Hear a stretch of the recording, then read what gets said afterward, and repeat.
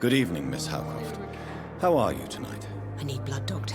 Warm, rich, vibrant blood.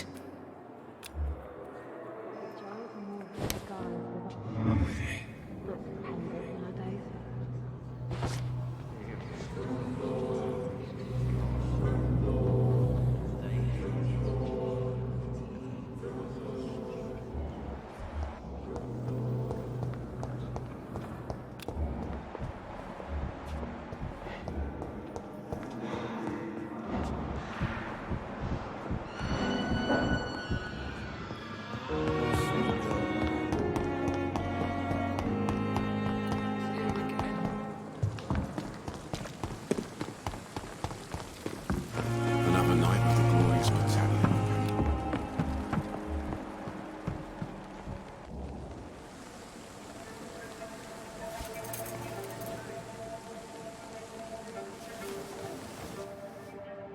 How can I be sure I'll not find your unconscious body in the house again?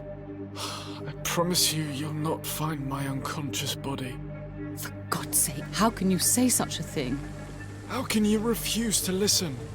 I tried to warn you for so long. No, I won't let my only son die. You promised me you'll stay alive. Your son lied to you, like the whole world lies to us.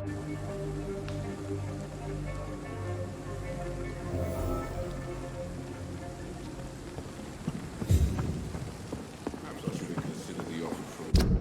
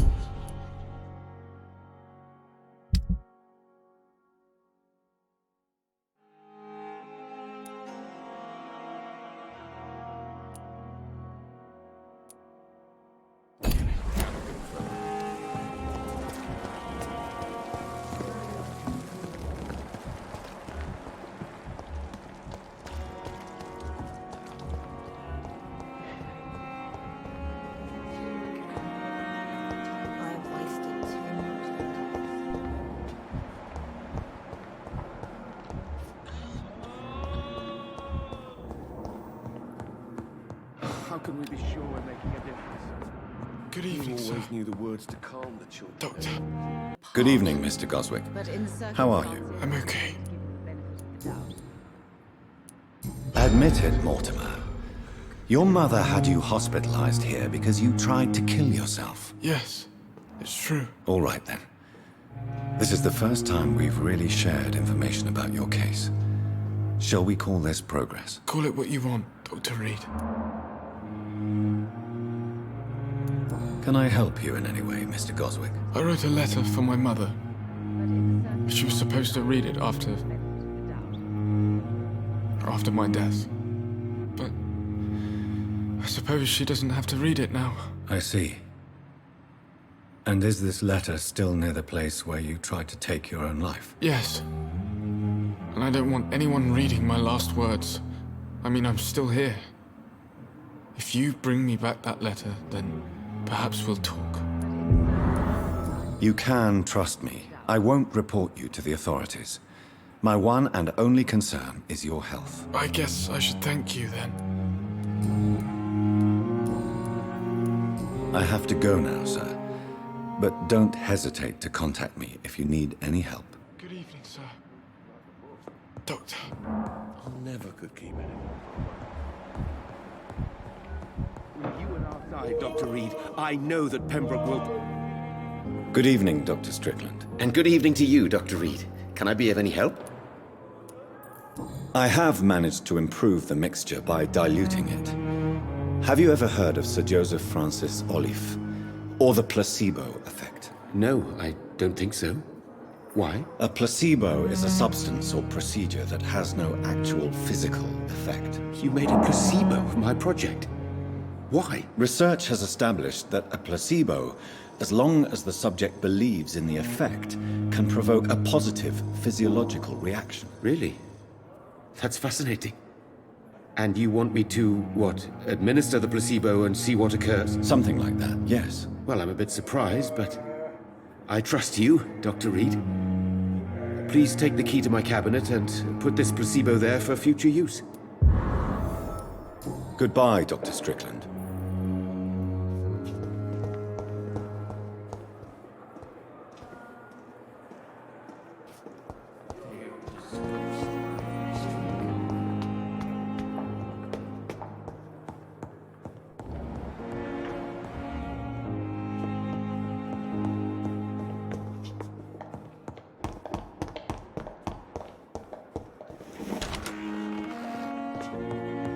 It's locked. At least Strickland can't kill anyone with this formula.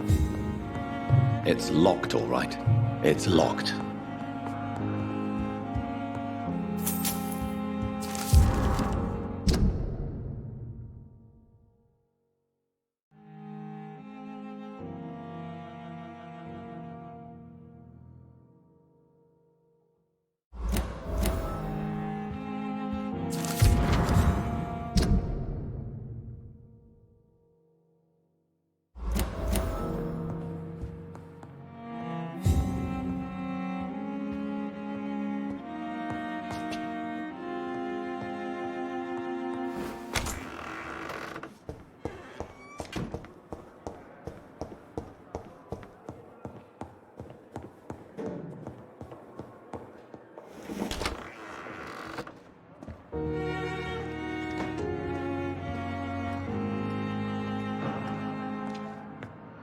Evening, Edgar. Could I get your professional opinion? Please speak, but I have something important to tell you. This strain of flu, it's very different from the one I saw in Europe. It's downright peculiar. Really? What makes you say that? I've just looked at the blood of one of our recently deceased. I see. Do you have anything more to go on? This disease spreads and looks like the Spanish flu, but its effects differ greatly. The London strain is different from the continental one. This is very interesting. Did you find something else? Yes. Unlike the flu, the infected begin to show an increase in outwardly aggressive behavior. More than simple agitation. Once docile people become violent. You mean like rabies? Is there a chance we could create a vaccine, Jonathan, like Pasteur? By the stove, that would be smashing. There's a lot we're not seeing here, but it is spreading, and quickly. If we don't act, the whole city could be lost. But Jonathan, we've a fantastic opportunity sitting right here in front of us. A weapon of choice. What on earth do you mean? Why, you, my dear boy.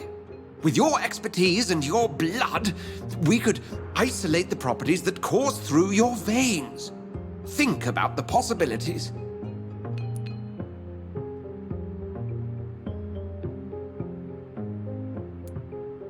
I admit it did occur to me.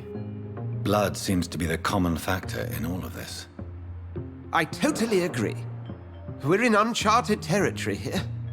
Maybe it's just wishful thinking, but imagine the possibilities. We'll discuss this more later. Thank you for your time. No, thank you, Jonathan. But as I said, I needed to talk to you. I have some rather bad news. Yes? I'm afraid it's your sister. My sister? She's to be buried this evening at Whitechapel Cemetery. Your mother published the obituary this morning. I see. I'm sorry, Jonathan. Please accept my condolences.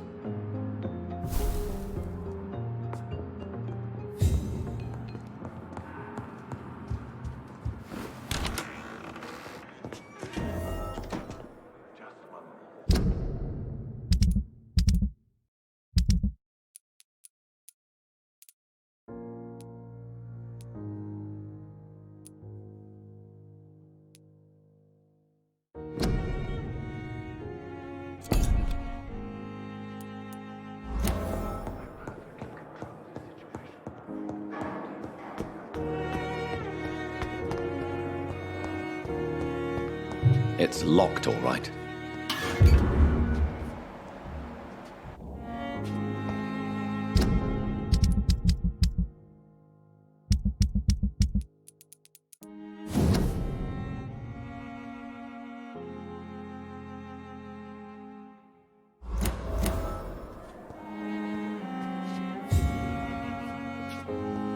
Good evening, Nurse Hawkins. Good evening, Dr. Reid. Pepper, are you sure you want to leave this hospital? To become a nurse was a little girl's dream. But in the end, I don't feel that useful. I want more. I want to make things change. You should be proud of what you've achieved. This hospital represents hope for many people in need of help. Maybe you're right. But at the moment, I feel like we're just a cemetery waiting room. What steps are you prepared to take to feel more useful? I don't know yet. My sister believes that the real fight is in the streets nowadays. Maybe she's right. Maybe this is what I must do. If you feel that saving lives is not useful enough, perhaps it means that you've lost faith. On the contrary, my faith has never been stronger. Maybe we are all just too proud to face up to the fact that science cannot compete with God. And what about Milton Hooks? Does he share your point of view? For Milton, any change means more comfort and more peace. I disagree. Goodbye, Nurse Hawkins.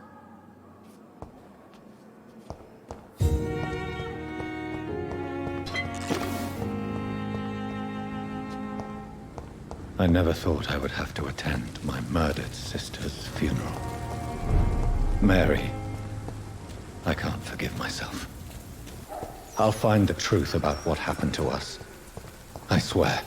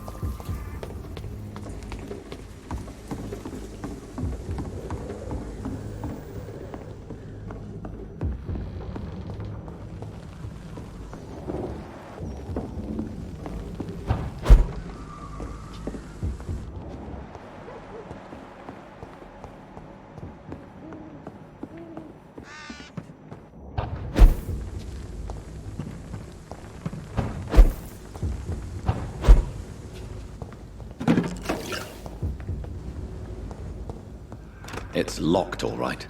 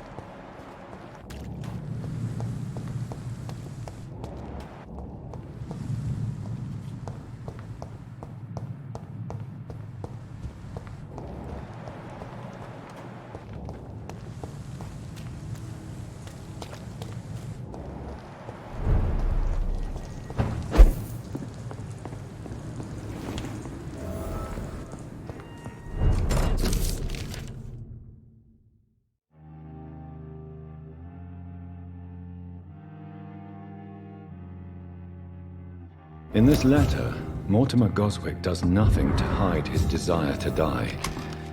I could give it to his mother, but doing so would betray his trust.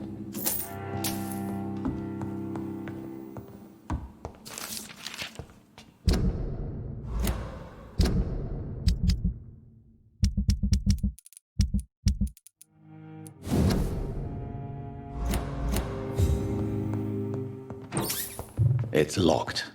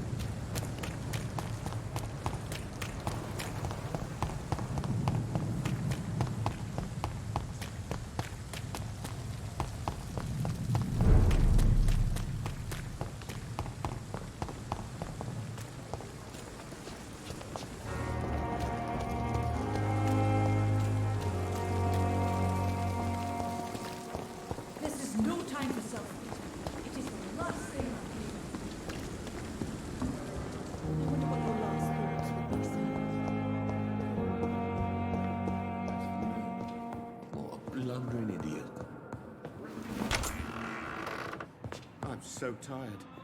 Will this shift never end? Good evening, Mr. Goswick.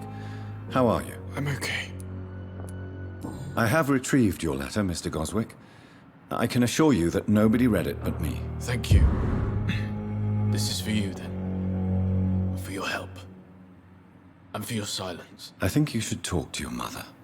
It would be good for both of you. Thank you, Dr. Reid. I'll think about it. Now please, let me be. I've read your letter, Mortimer. You wrote about an unbearable feeling of despair while the world crumbles around you. Tell me more about it. There's nothing more to say, really. It's hurtful, it's unbearable, and I don't ask anyone to understand what I feel. Despair is a deadly poison I've tasted myself, sir. We're only tempted to drink it because we're terrified by the uncertainty of the next minute. I know that perfectly, Doctor. For I waited for so long, hoping that the next minute would be less unbearable. I have to go now, sir. But don't hesitate to contact me if you need any help. Good evening, sir. Doctor. Good evening, Doctor. How is my son doing?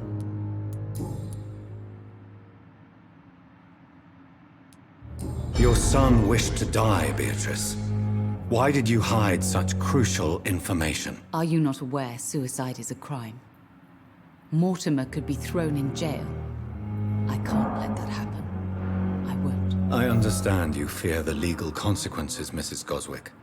But don't you realize your silence significantly affects your son's case? All my son needs is help and comprehension. Not judgment and punishment for what he may or may not have done. Mortimer is extremely vague as to his motivations for committing suicide. Tell me more about what you know. As you say, Mortimer had no reason to die.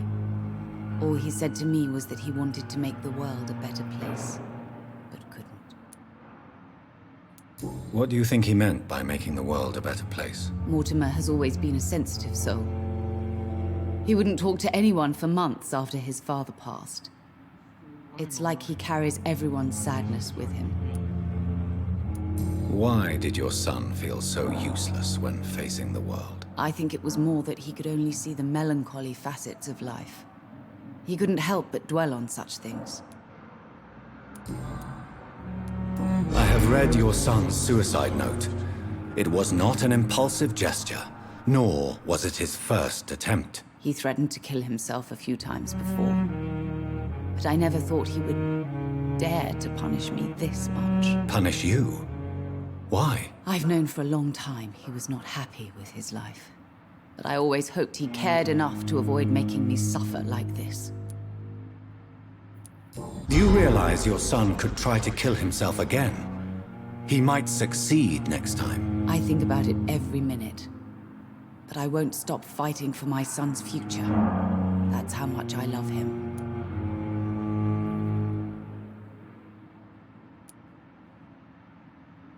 You're right. Your son's death was not fatal. And unlike many on their own, he is lucky to have you by his side. I can't give up on him. I just can't.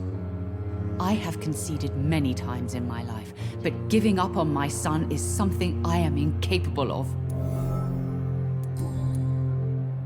Goodbye, Mrs. Goswick.